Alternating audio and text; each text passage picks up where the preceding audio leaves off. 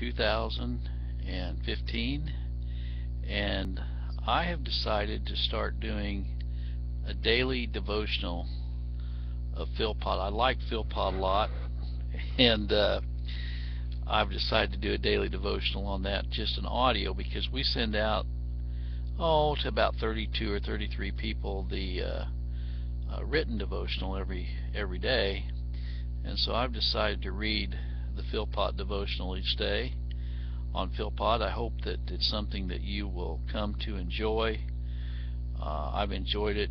A gal from England, Rose Fenton, sends it to a friend of mine, Rita, and she forwards it to me every morning, and I've really enjoyed it. Today is Saturday, October 17th, 2015. The devotional is entitled, Grace unto you and peace be multiplied, 1 Peter 1:2.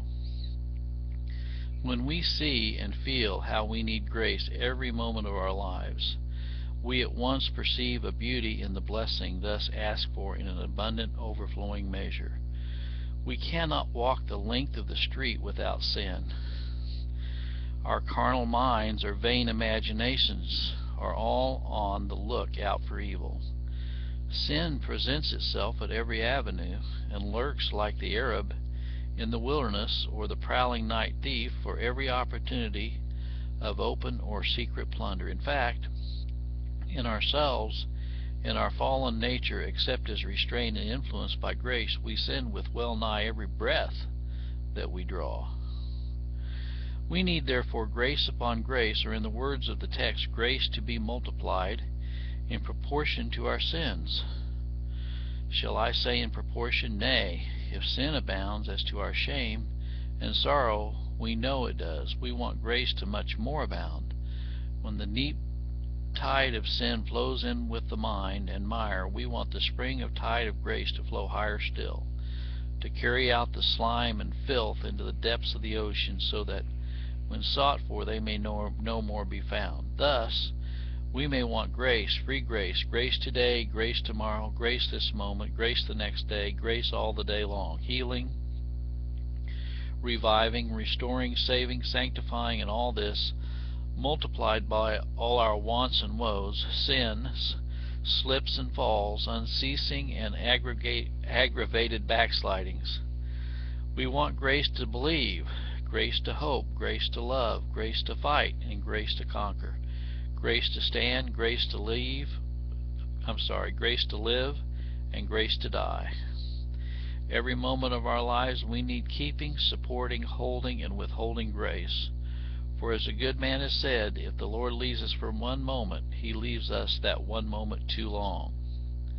But to grace, the apostle adds peace. Sin breaks our peace and sets our soul at a distance from God. Trials too, and temptations, sins and sorrows occur every day to mar our rest, so we want peace to be multiplied as well as grace. Peace like a river of which the stream is ever flowing, peace like the sea of which the tides, if they do ebb, yet rise higher when they fall. We want peace too to establish our hearts in the truth and in the love of it, so as to prevent our being carried about with every wind of doctrine. We are often entangled in the wily snares of Satan, and we want peace to be restored to our soul. When it is thus sadly broken and sin has filled us with guilt and terror, we want peace to come and heal all those wounds and establish our souls firmly in the gospel of peace. And when we shall be called upon to enter the dark valley of the shadow of death, how then? We shall need peace to be multiplied, that we may fear no evil, but find the comforting staff and supporting rod. Thus, we never can have too much grace or too much peace. The more we know of sin, the more shall we want grace, and the more we know of sorrow, the more we shall want peace. J.C. Philpot.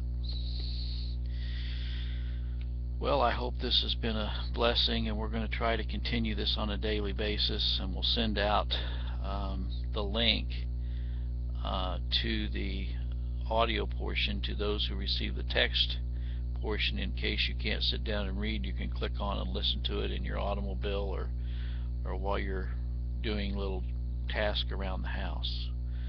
May God bless the reading of this devotional this morning.